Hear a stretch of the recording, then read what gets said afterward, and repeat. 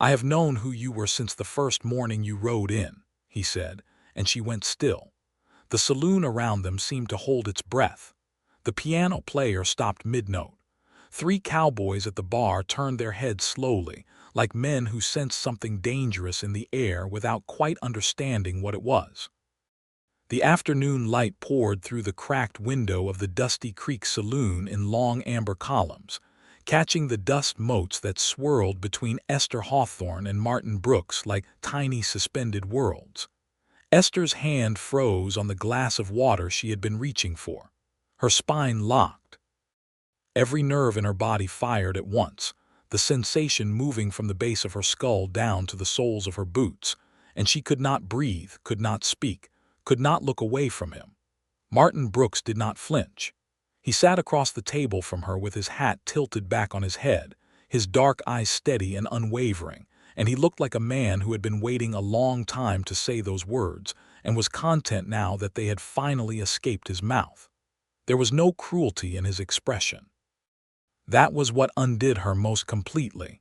She had braced herself for cruelty. She had lived inside the armor of someone else's name for 14 months, and she had always known the armor would crack, but she had imagined the cracking would be violent, triumphant, used against her like a weapon. Martin's voice was quiet, almost gentle. "I knew the moment I saw you ride up from the Eastern Trail," he continued. "The way you sat that horse, the way you looked at the town like you were measuring every exit. Esther Vance doesn't carry herself like that. Esther Vance grew up 3 miles from here and would have known exactly which building was which without having to look twice." The name landed between them like a stone dropped into still water. Esther Vance. The name she had borrowed. The name of a dead woman who had agreed to come to this town as a bride, who had died of fever 2 weeks before she ever reached Dusty Creek, Arizona, in the autumn of 1882.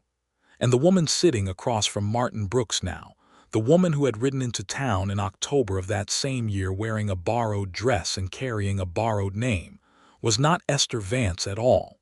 She was Esther Hawthorne, and she had been running for her life.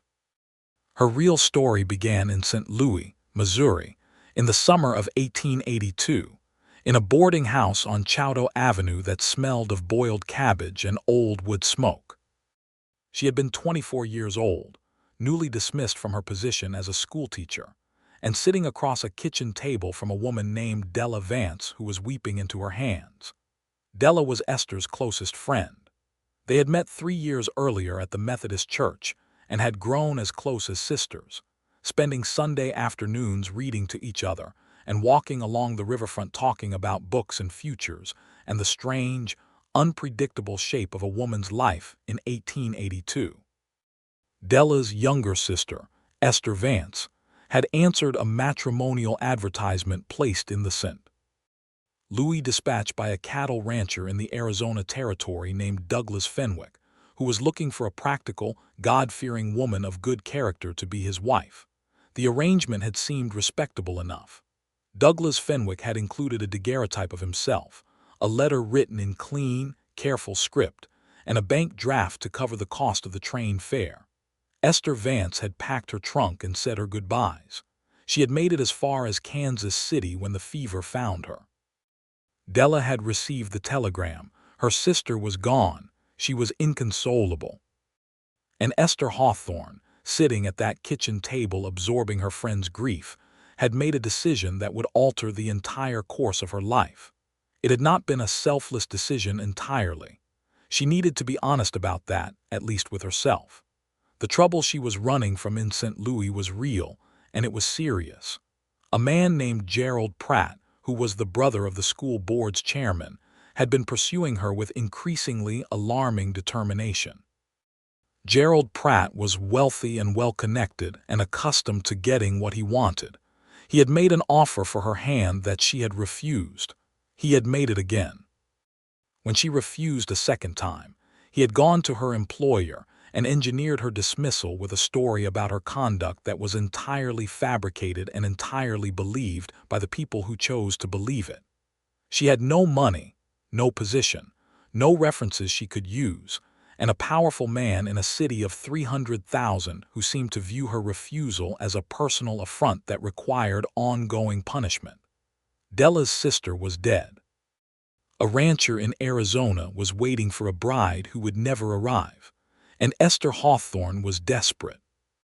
The plan had formed between them in that kitchen, neither of them speaking it aloud at first, both of them circling around it the way you circle around something that looks dangerous until you are close enough to see that it might also be salvation. Della knew her sister's handwriting could write a letter in it. The bank draft was still valid. The train fare was already arranged. No one in Dusty Creek, Arizona had ever met Esther Vance in person. Della had wept and then gone still and then looked at her friend with eyes that contained something complicated, something caught between guilt and desperate hope. "You would be safe there," she had said. "Would it be wrong?" Esther had asked. They had sat with that question for a long time. It was wrong. They both knew it. Douglas Fenwick was expecting one woman and would receive another. He would be deceived. That was not a small thing. But Esther Hawthorne had thought about Gerald Pratt's face when she had refused him the second time. The cold, controlled fury in it. The certainty that he possessed the power to make her pay for the affront. And she had thought about the fact that she was a woman alone in 1882 with no family remaining, no income, and no legal recourse for any of it. And she had made her peace with being wrong in order to survive. She had written to Douglas Fenwick in her own hand, not Della's, explaining that she had changed her handwriting slightly since the original advertisement due to an injury to her wrist. She had signed it Esther Vance. She had boarded the train west in late September of 1882, carrying a name that was not hers and a secret that felt heavier with every mile of track that rolled beneath her. She had arrived in Dusty Creek on the 7th of October. And on the morning of the 8th, standing outside the town's general store with her trunk still unpacked and the red Arizona dust settling over her boots, she had first seen Martin Brooks. She had not known who he was then. He was simply a tall man crossing the main street on a dark bay horse, moving with that particular unhurried ease that some men develop when they have spent years trusting a horse beneath them. He had not looked at her directly, or rather, she had thought he had not. She had been scanning the street the way she always scanned unfamiliar spaces now, cataloging exits and measuring distances, a habit born of 14 months of fear. And she had noticed him only peripherally, the way you notice something in your landscape that is simply there, and then she had gone inside to ask about Douglas Fenwick. Douglas Fenwick had turned out to be a decent, quiet man of 42 with weathered hands and a polite manner, and absolutely no poetry in his soul. He had met her at the general store as arranged, shaken her hand, shown her the buggy he had hired, and driven her the 6 miles out to his ranch without once asking her anything about herself that wasn't entirely practical. He had shown her the house, the kitchen garden, the 3 bedrooms, the barn, and the view of the mountains from the front porch, with the methodical thoroughness of a man conducting an inventory. Over the following weeks, Esther had made herself useful. She could cook, clean, tend a garden, keep accounts, and do the 100 things a ranch wife was expected to do. She had told Douglas very little about her life before Arizona because he had not asked. He was a man of few questions and fewer revelations. She had been simultaneously grateful for this and unnerved by it, the way you are unnerved by a house that is too quiet. She had also, slowly and unavoidably, become a fixture in Dusty Creek itself. She had gone into town each week for supplies. She had attended the small Methodist church. She had introduced herself to the women's sewing circle and helped plan a fundraising supper for the new schoolhouse. She had been careful with the name, Esther Vance, saying it often enough that it stopped feeling borrowed, telling herself that names were just sounds, and the person behind them was real even if the sound was not hers.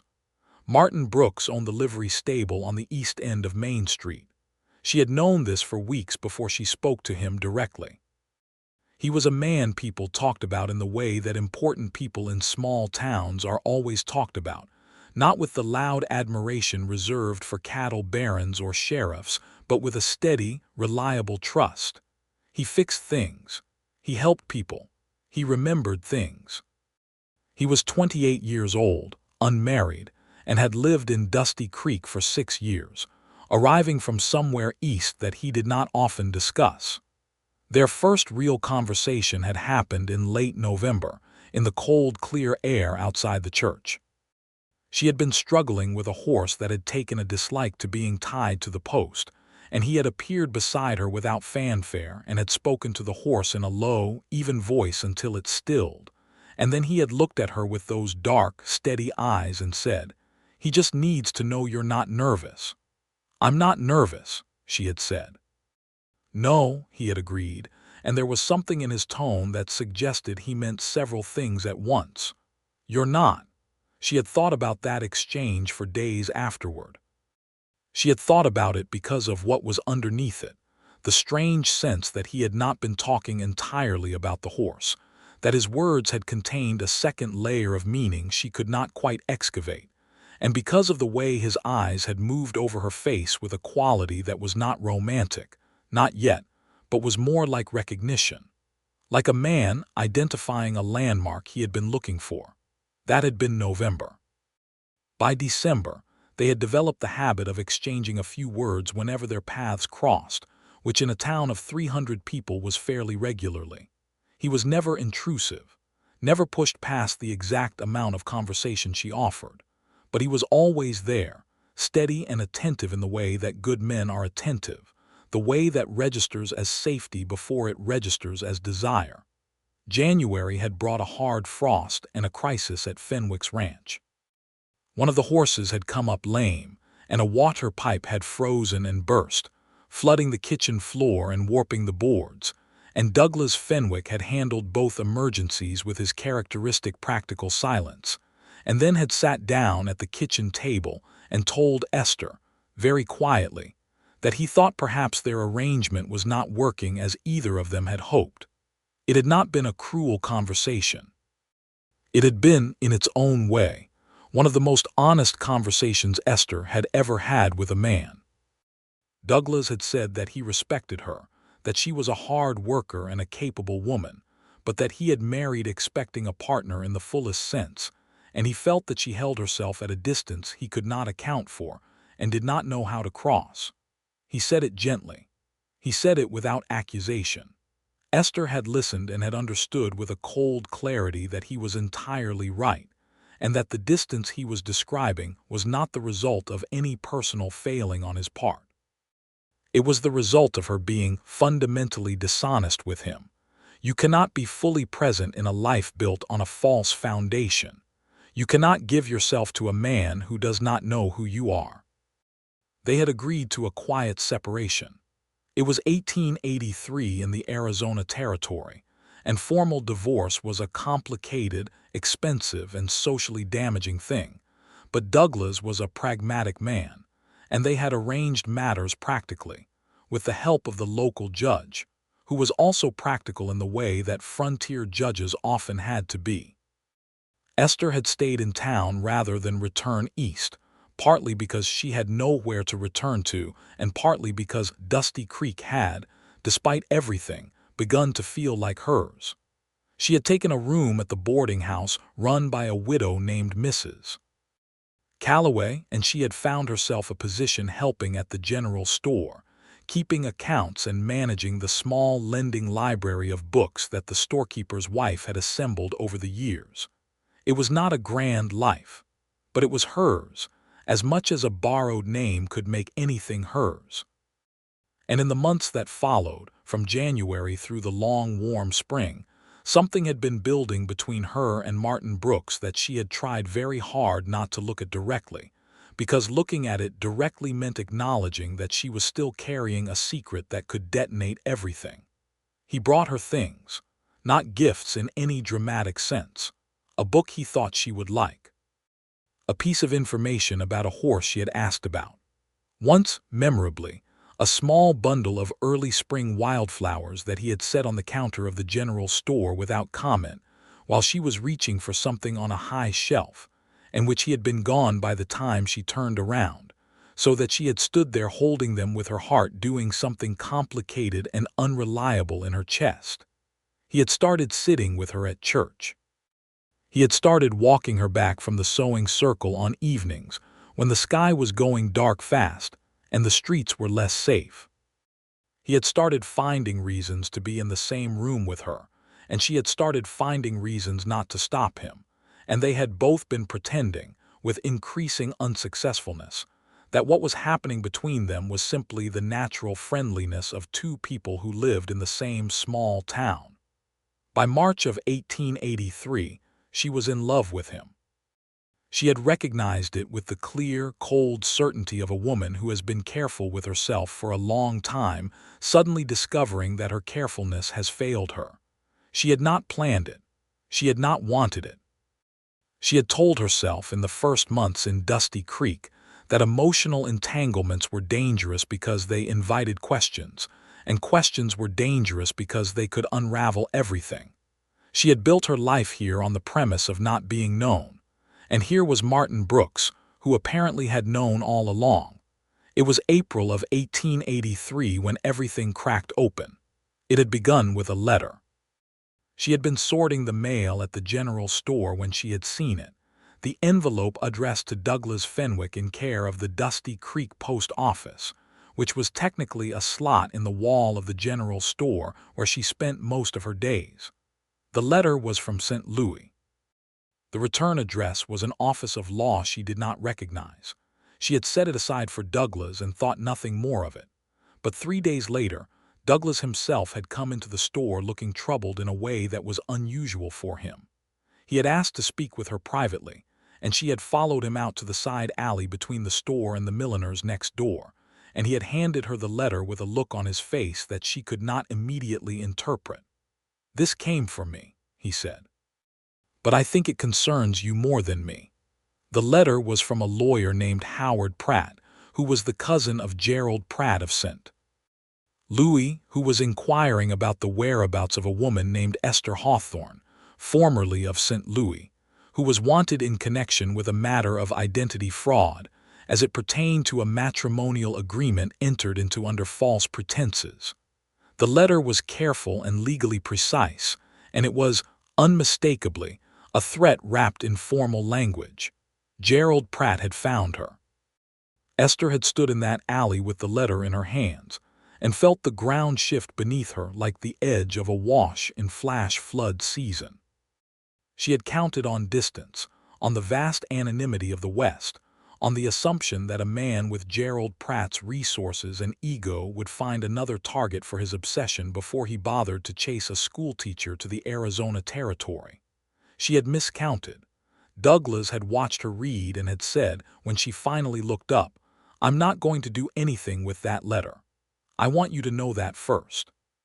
Whatever happened before you came here, you've been a decent presence in this town, and you haven't harmed anyone that I can see." He had paused. "But I think you should know someone knows where you are." She had thanked him. She had walked back into the store and resumed sorting mail with hands that were not quite steady. She had told herself she would think clearly and make a plan. Instead, she had done something she had not intended to do. She had walked to the livery stable at the end of her workday, had stood in the doorway watching Martin throw fresh hay into a stall, and had said, "I may need to leave Dusty Creek." He had looked up from the hay. She had meant it as a small, nonspecific statement. She had meant to retreat immediately after making it, to absorb his reaction from a safe distance, and then go away and be alone with her fear. Instead, Martin had put down the pitchfork and walked toward her with those steady, unhurried steps, and he had looked at her for a long moment, and then he had said, "Not yet." Just that. Not yet. And she had not left. What she had done instead was begin to worry differently, not the shallow, constant surface-level worry of someone managing a secret, but the deeper, more specific worry of someone waiting for a particular consequence to arrive. She had started watching the Eastern Trail. She had started listening when strangers came to town. She had started to feel the weight of her hidden identity as an active threat rather than a dormant one.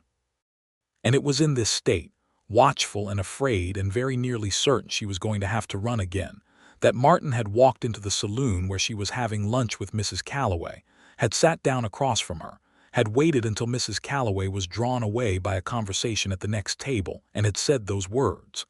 "I have known who you were since the first morning you rode in." She went still. Now, in the golden, dusty silence of the saloon, he was watching her process it. He was not rushing her. He sat with the patience of a man who has been patient for a long time and can afford to be patient a little longer. "How?" she said at last. Her voice came out steadier than she felt, which was something. "I grew up in St. Louis," he said. "I left when I was 22, but before I left I knew a schoolteacher named Esther Hawthorne by sight. You taught at the school on 15th Street. I was a student there for 1 year briefly when I was about 14. You wouldn't remember me. I was unremarkable and you were new and we never spoke directly." She stared at him. "I moved west in 1877, he continued. "When you rode into Dusty Creek in October of last year, I recognized your face. Not immediately, not with absolute certainty, but I knew something. I kept it to myself because it wasn't my business and you weren't hurting anyone, and because whatever you were running from, you'd run a long way to get away from it." The word he did not say hung in the air between them like smoke, betrayal. He could have used that word. He had every right to it.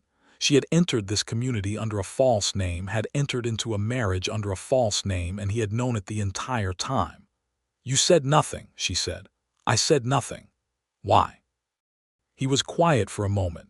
Outside, a wagon rolled past on the street, and the sound of it filled the space between his silence and her question.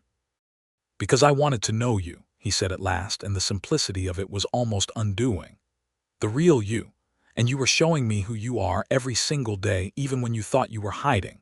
The way you are with people, the way you treated Douglas, the way you handled yourself when the Ridley boy fell off his horse in front of the store, and you were the only one there and you kept him calm until Doc arrived.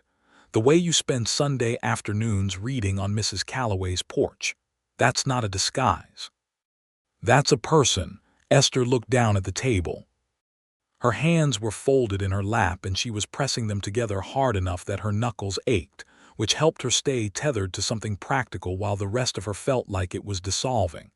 "There is a lawyer coming from St. Louis," she said. "I know." She looked up sharply. "Jim Casey told me.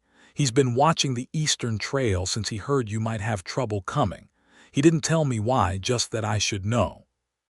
Jim Casey was the sheriff of Dusty Creek, a broad, slow-speaking man from Texas, who had more intelligence behind his deliberate manner than most people credited him with. "Martin," she said, and it was the first time she had used his given name without the slight formal distance she had been carefully maintaining, and the sound of it in her own voice frightened her with its nakedness. "You should know who I am, truly, not just the face from St. Louis." "Tell me," he said. So she told him. She told him everything. Gerald Pratt and the refused offer and the fabricated story that had cost her her position and her livelihood. She told him about Della Vance, and the letter that had died on the road from Kansas City, and the terrible kitchen table decision they had made together. She told him about the long train journey west and the feeling of putting on the wrong name like an ill-fitting coat, and how it had never stopped feeling wrong even when it was necessary. She told him about the months of careful performance, the exhausting vigilance of being someone else in every room she entered. She told him about the moment, somewhere in that first winter, when she had stopped performing and had simply started being herself inside the borrowed life, because she had been too tired to do otherwise, and how that had felt like both surrender and relief. Martin listened to all of it without interruption. He was very good at listening. She had noticed this before, but she had never spoken to him like this, never stripped away the carefully managed surface of their conversations and let him see the architecture underneath. When she finished, there was a silence, not a cold silence, a thinking one. "Gerald Pratt," he said. "He's the one sending the lawyer." "Yes." "And if the lawyer arrives and reports your location back to him, what happens?" "He will either try to force me back east through legal pressure, claiming the matrimonial fraud as a criminal matter to give himself leverage, or he will come here himself. She paused. He is a man who doesn't respond well to being refused. The fraud gives him a legal tool he can use. He has never actually cared about justice. He cares about control. Martin was quiet for another moment. Then he said, I know a few things about men who use legal tools to do something that has nothing to do with the law. She looked at him questioningly. The reason I left St. Louis, he said. My family had a business, a carpentry shop. A man my father refused to sell to found ways to make the business untenable. Code violations, licensing disputes, false reports to the health board. It took him 2 years to drive us out. My father died 6 months after we closed the shop. I don't think it was unrelated. He looked at the table. I came west because there was nothing left east. The shared architecture of their secrets lay between them now like a map neither of them had known they were holding. So you understand, she said quietly. I understand. Outside, someone called a name and a dog barked twice and the afternoon light shifted as a cloud moved across the sun, and when it came back it was slightly different in color, heading toward the gold of late afternoon. The lawyer's name is Howard Pratt, she said. Gerald's cousin. He'll be thorough. And if he discovers that Douglas and I are no longer married, the matrimonial fraud charge becomes more complicated to prosecute. But Gerald won't care about prosecution. He'll care about finding me. We need to think about this carefully, Martin said. He reached across the table and covered her folded hands with one of his. His hand was large and warm and very slightly calloused from years of working with horses and rope and tools, and the contact was so unexpected and so precisely what she needed that she had to breathe through the feeling of it for a moment before she could continue thinking at all. Martin, she said. I'm not going to let anyone drag you back east, he said. It was not a declaration of war. It was simply a statement of fact, delivered in the same quiet, unhurried voice he used for everything. But we need to think about what we actually have to work with. What they had to work with, as they worked it out over the following hour, was not nothing. Jim Casey was sympathetic and had significant discretionary authority in Dusty Creek as its sheriff. Douglas Fenwick was, he had already indicated, not inclined to press any complaint. The matrimonial arrangement had been an informal one, and the legal dissolution had been handled quietly and locally. Howard Pratt, arriving from St. Louis, would find that the person he was looking for had not technically committed any crime under Arizona territorial law that the local authorities were interested in pursuing. That still left Gerald Pratt himself, who was not a lawyer and not a law officer, and whose interest in Esther was personal rather than legal, which in some ways made him more dangerous rather than less. Martin walked her back to the boarding house that evening. They walked side by side on the wooden boardwalk, the dust of Main Street quiet in the last of the sun, and there was something different in the air between them now. The quality of the silence had changed. It was the kind of silence that exists between two people who have said too much and too true to go back to comfortable vagueness, but have not yet said the most important things. At Mrs. Calloway's gate, he stopped. Esther, he said, and the use of her actual name, her real name, felt like something being unlocked. I want to ask you something, and I want you to know that the answer won't change any of the rest of it. I'm going to help you regardless. She waited. Is there anything between you and what you left behind, anything you're still holding onto back east? Anyone? She understood what he was asking. No, she said. There is nothing back there I want, and everything I want is here. She held his gaze when she said it, because he deserved that honesty at minimum, and because she was tired, deeply and thoroughly tired, of hiding things. Something moved in his expression. Something that had been careful and contained released itself, only slightly, only in the tightening around his eyes and the barely perceptible shift of his shoulders, like a man who has been bracing against a possibility and just learned he didn't have to. Get some rest, he said. We'll figure this out tomorrow. She went inside. She sat on the edge of her bed in the small, clean room that Mrs. Calloway kept, and she pressed her hands against her face, and for the first time in 14 months, she let herself cry without worrying about what she was crying for. She was crying for the secret, which was finally out. She was crying for the relief of it. She was crying for Martin Brooks, who had known all along and had said nothing, who had watched her and understood her and had waited with a patience she had not deserved and could not fathom, and who had covered her hands with his in the saloon and said simply, as if it were the most natural thing in the world, "I am not going to let anyone drag you back east." Howard Pratt arrived in Dusty Creek on a Thursday in early May, 1883. He was a thin man with a city coat and a bowler hat that looked badly out of place among the broad-brimmed Stetsons and worn canvas jackets of the frontier. He came in on the stage from Tucson, and by the time he had his bag off the stage and was looking around the street for the hotel, Jim Casey was already standing 20 feet away watching him with the still, alert posture of a man who is doing nothing in particular and doing it very deliberately. Esther knew he had arrived because Martin came to the general store mid-morning with that calm expression that she had learned to read, as meaning something was happening that he was already 3 steps ahead of. "He's here," Martin said low when the storekeeper's wife was occupied in the back. She felt the cold move through her. "What do we do? Jim's already spoken to him." Asked him his business here, very politely, very official. Pratt told him he's a lawyer from St. Louis inquiring into a matter of identity fraud on behalf of his client. Jim asked him who his client was. Pratt said it was confidential.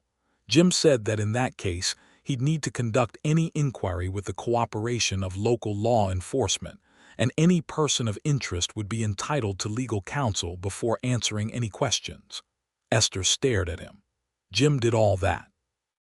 "Jim is smarter than he looks," Martin said, with a small, genuine smile that transformed his face in a way she was not entirely prepared for. "He's also been sheriff of 3 different frontier towns in the last 15 years, and he's dealt with more than a few men who arrived from the East waving legal language around like a weapon." She breathed slowly. "But Pratt can still report to Gerald. That's the core of it. It doesn't matter whether he can actually compel me to do anything here. If he tells Gerald where I am, Gerald comes himself." "Yes," Martin said, "which is why I went to see Douglas Fenwick this morning." She blinked. "You went to see Douglas?" "I did, early before Pratt arrived. I explained the situation to him. He was already aware of part of it, the lawyer's letter he'd received. I told him the rest." "Douglas Fenwick is a man who takes a dim view of people who use power to bully women. He told me that if Howard Pratt comes to him asking questions, he will tell Pratt that he entered into an arrangement in good faith with a woman he believes to be of excellent character, that the arrangement was mutually and amicably dissolved without any grievance on his part, and that he considers the matter entirely closed." Esther felt something hot behind her eyes that she refused to let become tears. She was in the middle of a working day. "Douglas said that," she managed. "Douglas said that. He also said to tell you he hopes things go well for you." Martin paused. "He's a decent man." "I know," she said. "I always knew that. I just couldn't be honest with him, and that was the problem." "You were trying to survive," Martin said. "It was not an absolution exactly. It was an understanding. There was a difference, and she appreciated that he made the distinction. Howard Pratt spent 3 days in Dusty Creek. He was not an unintelligent man, and he was clearly thorough, which meant he spoke to a number of townspeople over those 3 days, asking careful questions about the woman known as Esther Vance, and when she had arrived and what was known of her history. He was also, however, a city man in a frontier town, and the frontier towns of 1883 Arizona had a well-developed instinct for outsiders who came in asking questions with the flavor of trouble behind them. The people of Dusty Creek were not unfriendly to Howard Pratt. They were politely uninformative. Mrs. Calloway, when asked about her boarder, said she was a fine, quiet woman and an excellent tenant who had lived at the boarding house for several months. The women of the sewing circle, when Pratt made inquiries at the church hall, said she was a hard worker and a valuable member of the community. The men at the saloon remembered she was the one who had organized the collection for the widow Hendricks when her husband died in February, and the ranch had gone under. No one said anything that contradicted anything else. No one provided details that didn't match. The community had closed around her like water closing over a stone, not conspiratorially, but in the way that small, self-sufficient communities sometimes close around one of their own when someone from outside comes looking with bad intent. On the third day, Martin walked into the saloon where Pratt was eating his supper and sat down across from him. She heard about this later, reconstructed from what Martin told her and from what Jim Casey said afterward. Martin had introduced himself, had said he was a business owner in Dusty Creek and understood Pratt was looking into a legal matter, had said, in the quiet, reasonable, entirely unthreatenable way he had, that he wanted to be clear about something as a practical matter. The woman Pratt was investigating had entered into an arrangement in good faith, had conducted herself with integrity in this community, had harmed no one, and had the support of everyone who knew her, including the local law enforcement and the man who had been the other party in the matrimonial arrangement. There was no legal complaint being pressed here in Arizona territory. The only person with an interest in pursuing the matter was a man in St. Louis whose motives, as far as anyone in Dusty Creek could tell, were personal rather than legal. Pratt had said that was his client's business. Martin had said that was understood. He had also said, very calmly, that a man who used legal tools to pursue a personal vendetta against a woman who did not want anything to do with him would find that very few people in Dusty Creek were inclined to be helpful, and that there were some frontier towns where making yourself conspicuously unpleasant was a good way to have a very uncomfortable stay. It was not a threat. Martin was not a man who made threats. It was simply information delivered in a straightforward manner by a man who clearly meant every word of it. Howard Pratt left Dusty Creek on Saturday morning stage. He would have to report back to Gerald. She knew that, but what he could report was limited. He had found a woman who was known here, who was settled here, who had the support of the community and local law, and against whom no legal complaint existed within Arizona territory jurisdiction. A man like Gerald Pratt might still choose to come himself, but the calculation had changed. Esther was at the general store when the stage pulled away, and she stood in the doorway and watched it until it was small in the distance, and then she went back to the account she was keeping, and she worked through the morning with a steadiness that surprised her. In the early afternoon, Martin appeared in the doorway. "He's gone," he said unnecessarily. "I saw," she said. "It's not over," he said. "I know. But we have time." She looked at him. He was standing in the doorway of the general store in the early May light, with the mountains visible behind him through the open door, and he looked entirely solid, the way certain things in the landscape are solid, rock formations and old trees and rivers that have been flowing in the same channel for 1,000 years. And she thought that she had been measuring exits in every room she entered for 14 months, and this was the first room she had been in where the exit wasn't what she was interested in at all. "Martin," she said, "when you said you wanted to know me, what did you mean exactly?" He came inside and let the door fall to behind him, and the store was quiet and warm with the smell of coffee and dry goods and paper, and he looked at her for a moment with that expression she had been trying to read for months, and was now beginning to understand was not actually complicated at all.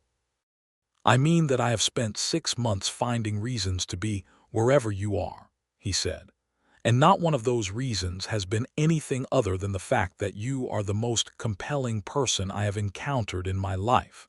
And I would very much like to stop pretending that what is happening between us is ordinary neighborliness if you would stop pretending the same thing." The directness of it was breathtaking. He was a man who did not embellish. "I'm a woman with a complicated past," she said. "I know exactly what your past is," he said. "I've known since October. And a false name. Your name is Esther," he said. "That part was always true. She looked at him for a long moment.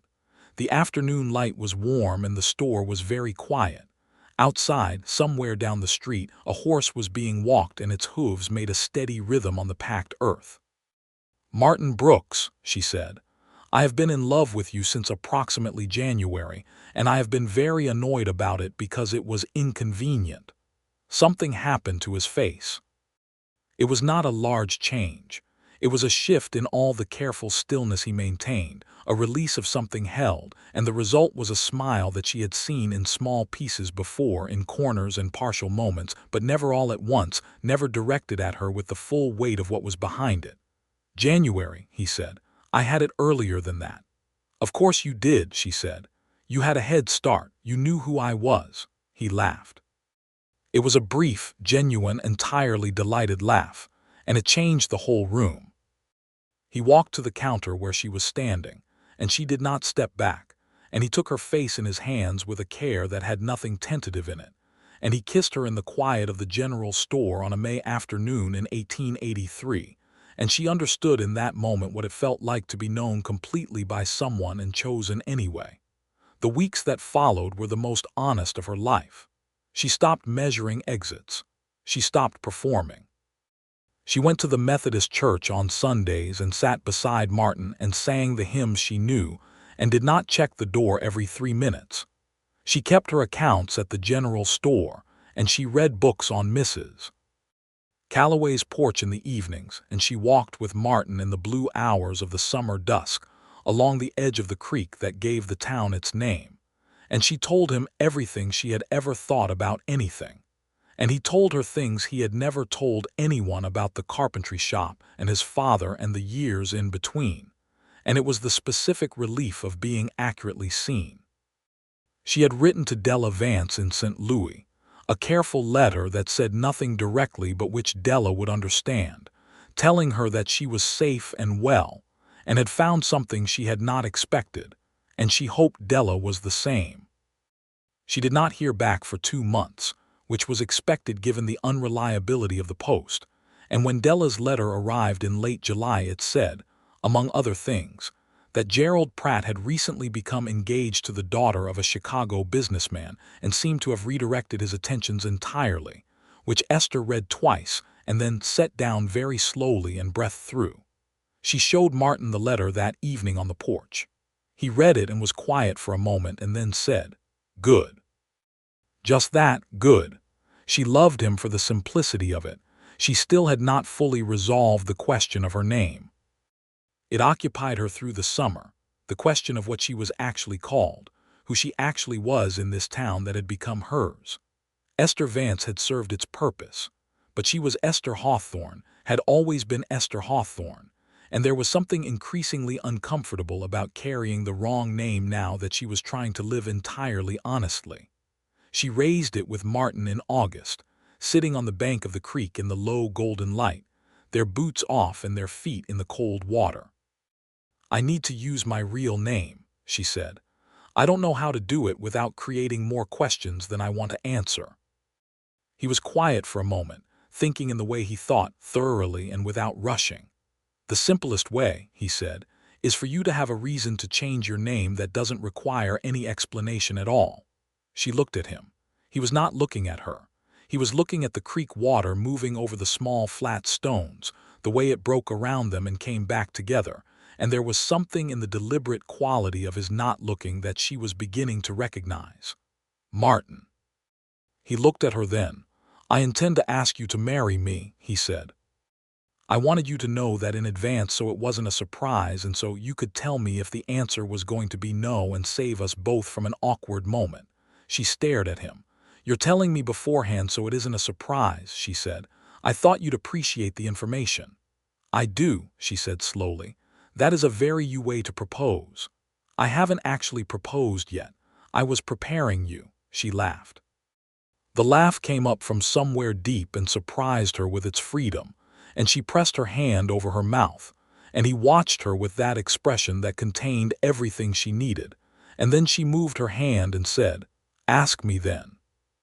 "Esther Hawthorne," he said, and the use of her actual full name in that voice on that evening was the most romantically correct thing she had ever heard.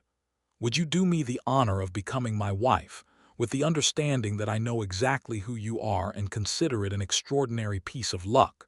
"Yes," she said, "with the understanding that I know who you are and feel precisely the same way." He took her hand in both of his. The creek ran cold and clear over its stones, and the mountains in the west were going purple in the fading light. And somewhere in the distance, a coyote sent up a long, solitary call that faded into the warm desert air. They were married in October of 1883, exactly 1 year after she had ridden into Dusty Creek on the Eastern Trail. Jim Casey stood up with them. Mrs. Calloway cried openly and with great satisfaction.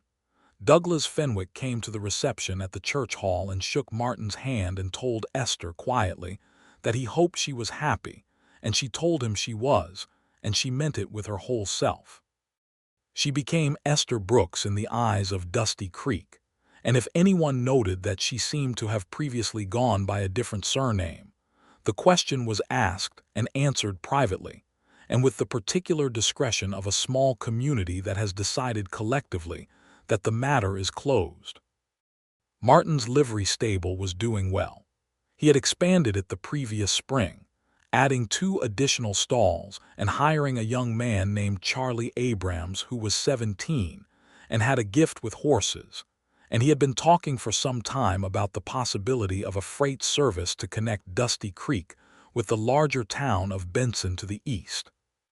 The freight route was his long-term plan, the kind of careful, forward-looking plan he was by nature inclined toward, and Esther listened to him describe it in the evenings when they sat on the porch of the small house he owned on the edge of town, which was now theirs, and she asked questions that helped him think more clearly, and he listened to her perspective with the same attention he brought to everything, and it was the most functional kind of partnership she had ever observed in her life. She had continued her work at the general store for the first months of their marriage, but by spring of 1884 she had given it up, not because Martin asked her to, but because she had found another occupation that suited her considerably better. The new schoolhouse that the town had been fundraising for was finally built, and it needed a teacher. She had stood in front of a schoolroom once before, and had loved it with a completeness that had made losing the position in St. Louis so devastating. She applied with her real name and her real credentials, which were genuine and solid, and the school board, which included Jim Casey and 2 ranchers and Mrs. Calloway's son-in-law, had hired her without hesitation. Standing in front of the classroom on the first morning, 23 children arranged on the benches before her, the smell of fresh-cut lumber still present in the walls, she had felt something complete close around her. Not a trap, not a performance, a life. She wrote to Della Vance again in the spring of 1884, a full letter this time, with nothing hidden. She told Della who she had become and where and with whom. She told her about Martin and about the school. She told her that the name was her own again, and that she was sorry for all the years of borrowed letters, and she hoped that Della could find it in her heart to understand what had driven the original decision. Della's reply came 2 months later. It was a long letter, warm and slightly chaotic in the way all of Della's letters were, and it said that she had never blamed her and had always hoped she was safe, and that the news of the marriage had made her cry happy tears at the kitchen table, and that she was thinking of coming west someday to see this place that had made her friend so whole again. The summer of 1884 brought heat that settled over the Arizona territory like a heavy hand, and it brought with it the routine of a life that was still occasionally precarious in the way that frontier life always was, a horse that went lame at the wrong moment, a dry spell that threatened the water supply, a dispute between 2 ranchers over land boundaries that required Jim Casey's careful management. And through all of it, Martin and Esther moved together in the way that 2 people move when they have matched their rhythms to each other's, separately capable and together something greater than the sum. She was 26 now, and he was 29, and they were not young people being swept along by the exhilarating current of new feeling. They were people who had been broken in particular ways and had found, in each other, not just someone who made the breaks hurt less, but someone who made the rebuilt thing stronger than it had been before. By autumn of 1884, she knew she was expecting a child. She told Martin on a Sunday morning before church, sitting at the kitchen table with their coffee between them and the early light making the room golden. And she told him the way she told him most things of importance, directly and with her eyes on his face, because she had learned that he preferred honesty to theatrical management, and she had come to share the preference completely. He went very still for a moment, and then something moved through his expression that she could only describe as a kind of profound and astonished joy, the expression of a man who has hoped for something without fully daring to believe it would arrive. He reached across the table and covered her hands with his, the same gesture he had made in the saloon the previous spring, and she thought that she would never be able to see that gesture without feeling the specific quality of safety it contained. "A baby," he said, as if he were testing the reality of the word. "A baby," she confirmed. "Are you well?" "I am very well." He looked at her for another long moment. "Good," he said. "Good." And then he got up and came around the table and held her in the way he held her when he didn't have words, which was not often, because he was a man who trusted language. But when it happened, it always felt more complete than words anyway. Their son was born in the spring of 1885, on an April morning when the desert was doing its brief, spectacular flowering, the saguaro in bloom and the prickly pear putting out its unlikely yellow flowers.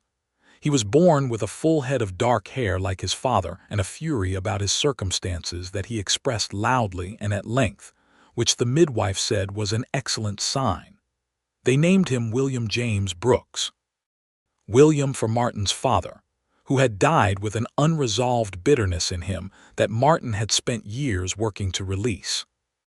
James for Jim Casey, who had stood with them at their wedding, and who came to see the baby the day after he was born, and held him with the careful astonishment of a man who has handled many difficult things in his life, but has found this to be the most significant. William James Brooks was a good baby by any measure, and then an interesting toddler, and then a boy who had his father's steadiness and his mother's appetite for books, and his own particular quality of stubborn curiosity that seemed to have arrived fully formed from some genetic source neither of them could precisely identify. Dusty Creek grew around them. Martin's freight service became a reality in 1885, connecting the town to Benson and later to the rail junction at Wilcox, which brought commerce and new settlers and all the attendant complications of a community discovering itself. Esther taught school and watched her classroom fill and empty with the children of homesteaders and miners and cattle ranchers, and she did it with the same attention and care she brought to everything. And several of those children grew into adults who remembered, with particular clarity, the teacher who had made them feel that what was in their minds mattered. There were hard years mixed in with the good ones, because that was the nature of the time and place.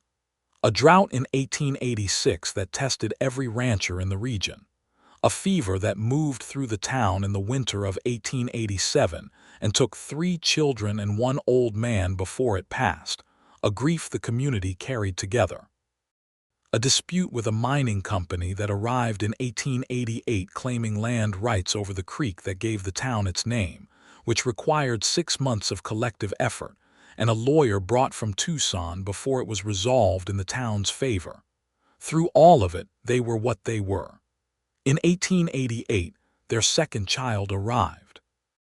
A daughter this time, which delighted William James, who was 3, in ways he could not fully articulate but expressed through a sustained period of attempting to bring the baby interesting objects from around the yard. They named her Clara Ruth Brooks, and she had her mother's coloring and her father's eyes, and an air of serene observation from her very earliest days, as if she had arrived already knowing something the rest of them were still working out.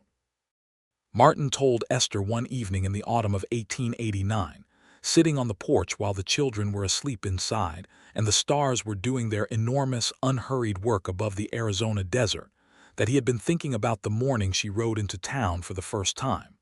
"The way you came up the Eastern Trail," he said. "You looked like someone who had been riding too long and was not sure yet whether stopping was safe." "That's exactly what I was," she said. "I know." He was quiet for a moment. "I wanted to tell you then that I recognized you. I didn't know why I didn't." "You were waiting," she said. "I was waiting for something. I didn't know what. I think I was waiting to know whether you were going to be all right." She looked at the mountains, dark and enormous against the starred sky, the shapes she knew so well now that they had become part of the geography of herself. "And was I?" she asked. He looked at her. "You were all right from the start," he said. "You just didn't know it yet."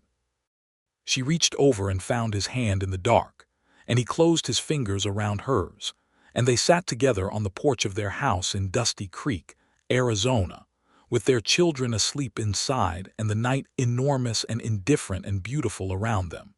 And she felt the whole shape of her life, the terror of it and the wrong turns and the borrowed name and the long riding and the moment of stillness when he had said what he knew. And the way everything after that had been a gradual process of becoming exactly where and who she was meant to be. The past did not disappear.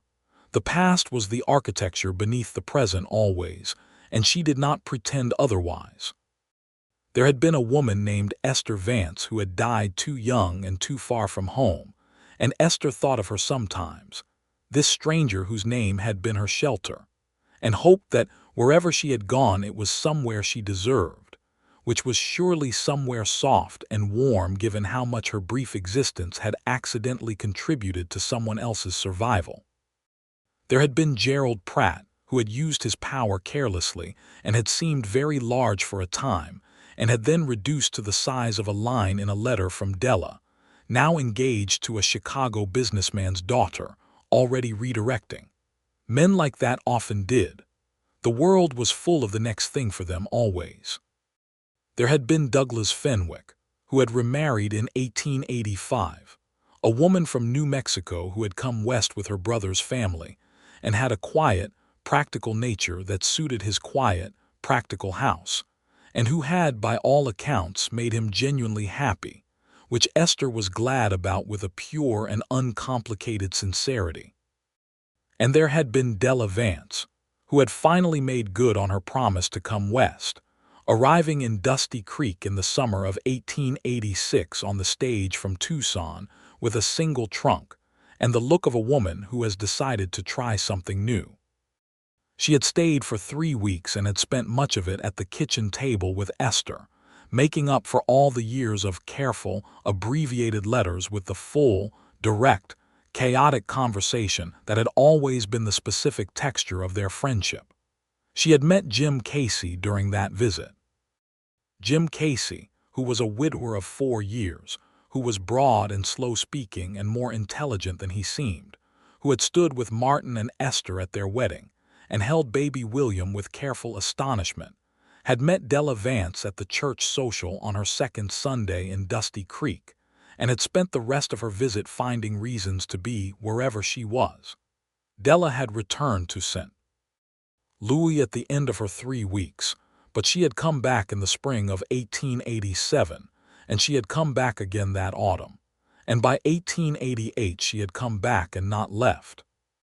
She and Jim Casey had married quietly in January of 1889, and Esther had stood with her the way Martin had stood with him 6 years earlier, and she had wept openly and without embarrassment while Mrs. Calloway, now somewhat older and somewhat deafer, had patted her hand and said it was about time things worked out for the lot of them.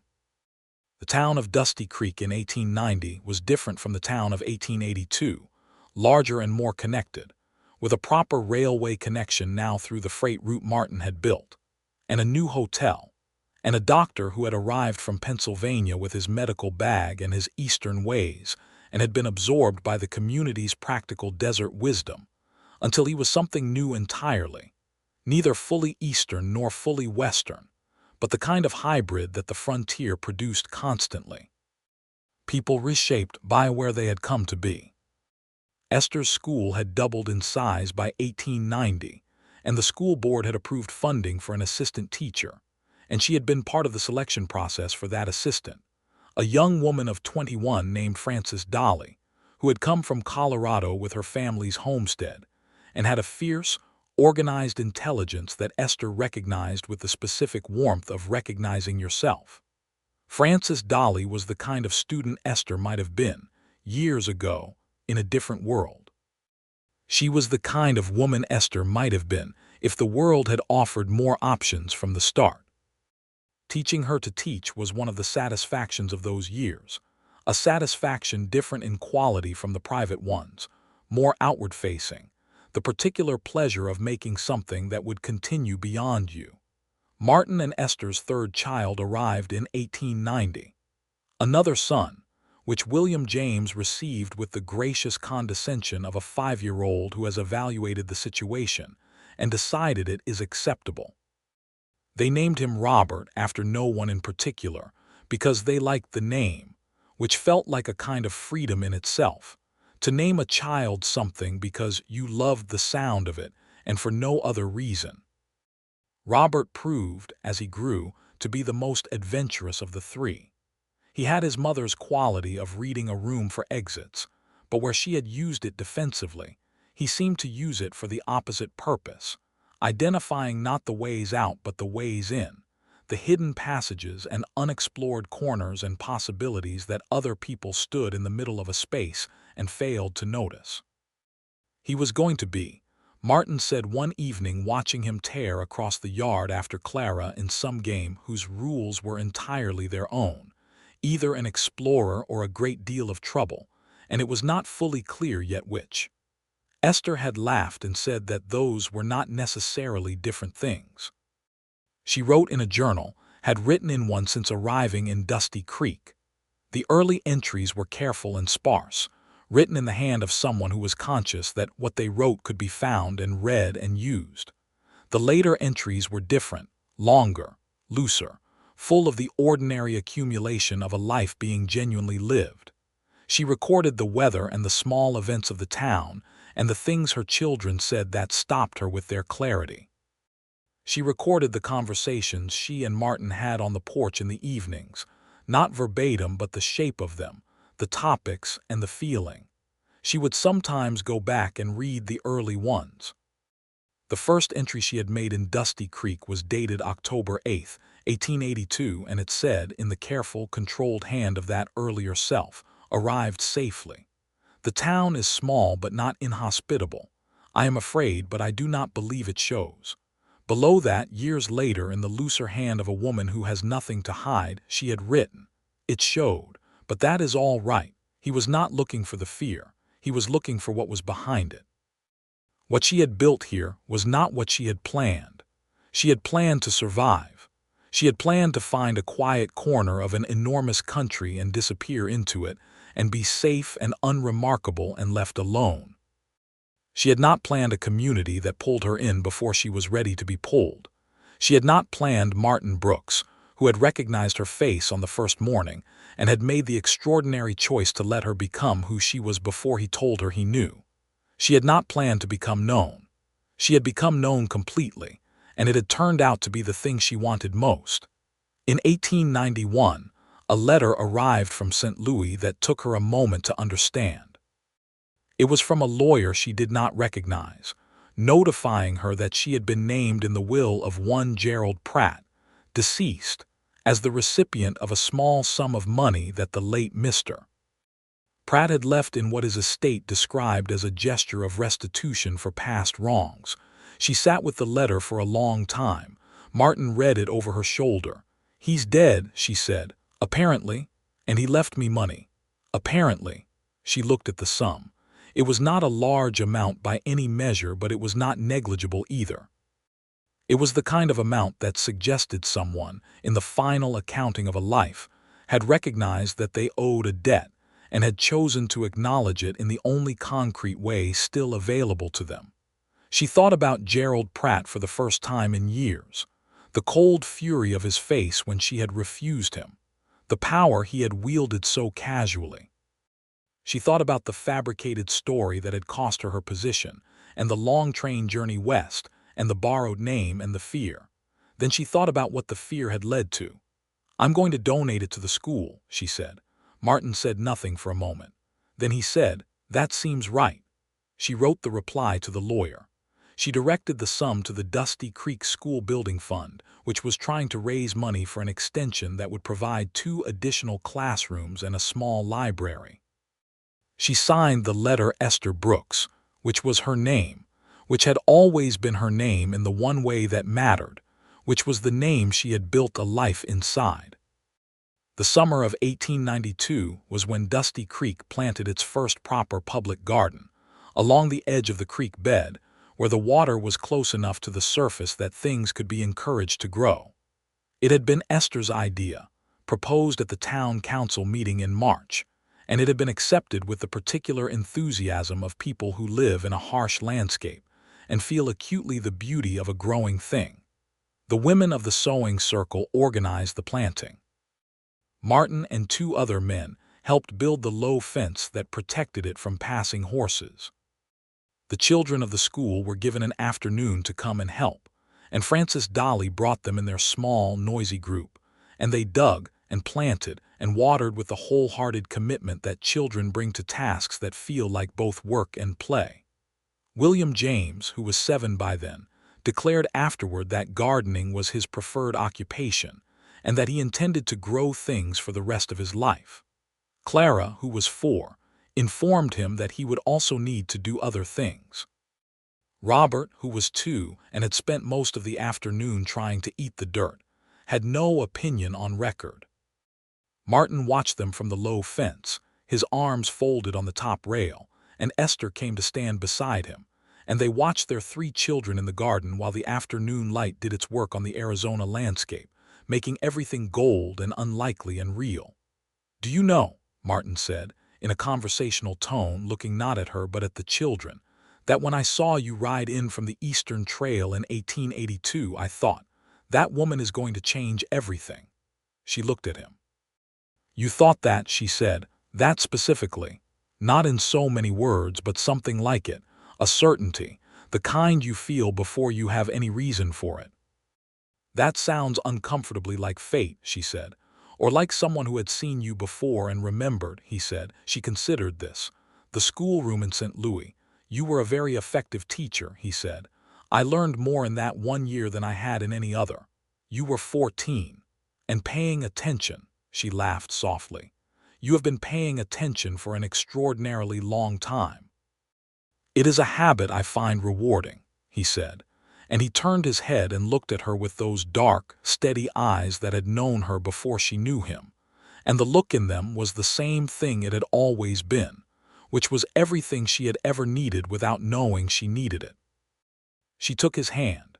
His fingers closed around hers, warm and familiar as the sounds of the house, the creek, the desert wind. William James called something from the garden in a tone that suggested assistance was required. Clara had apparently made an executive decision about the placement of a rosebush that William James found procedurally inappropriate. Martin straightened up from the fence rail, unhurrying, and went to adjudicate. Esther stayed a moment longer, her hand now empty, watching him walk toward their children in the late afternoon light. The mountains rose behind him in the west, enormous and certain, and the creek made its small, persistent sound nearby. And the garden was full of the evidence of what a community of people does when it chooses to make something grow in hard ground. She thought about a girl in a boarding house in St. Louis, sitting at a kitchen table in the summer of 1882, making the most desperate decision of her life because she could see no other way forward. She thought about the long train journey and the borrowed name and the red dust of the Arizona morning when she had ridden in from the east and measured a strange town for its exits. She thought about dark eyes that had already known her. She walked into the garden after her husband and her children, Esther Brooks, who had once been Esther Hawthorne, who had always been Esther Hawthorne, who was entirely and finally and irrevocably herself in the place she had arrived at by the most improbable route, and she thought that there were some things a woman was meant to find even when she was running in the opposite direction. And she put her hands in the good, difficult dirt and helped make something grow. Years passed the way years do in the places where people put down real roots, not in a blur, but in the specific weight of seasons and events, and the faces of people changing slowly around you. William James did grow things for the rest of his life, eventually expanding his father's property to include a kitchen garden of professional ambition that supplied half the town with produce through the growing months.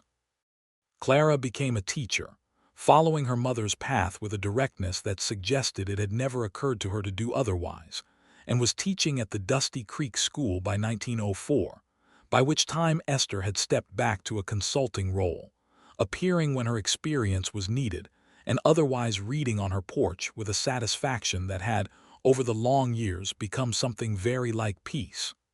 Robert, predictably, went exploring.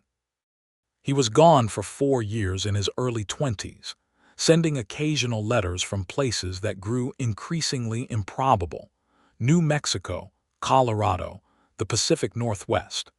A brief and enthusiastic foray into the Canadian territories that had given Martin a quiet period of sustained worry he managed to keep mostly off his face. He came back in 1912, lean and sun-worn and full of stories, and he settled in Dusty Creek because, he said, he had seen enough places to know that this one was one of the best. Della Casey, formerly Vance, was one of the town's fixtures by the time the century turned, inseparable from Jim, who had retired from the sheriff's office in 1897 and had taken up the comprehensive raising of chickens with an enthusiasm that Esther considered entirely appropriate to his character. Della wrote plays for the town's occasional theatrical productions, adaptations of stories she loved and sometimes things she had invented entirely, and they were performed in the church hall to audiences who appreciated them with the generous warmth of people watching someone they know do something they love. The world was changing around Dusty Creek, as it changed around everything. The territory would become a state in 1912, and Esther would vote in the first election she was legally permitted to vote in, standing in the line outside the polling station on a November morning with Clara beside her.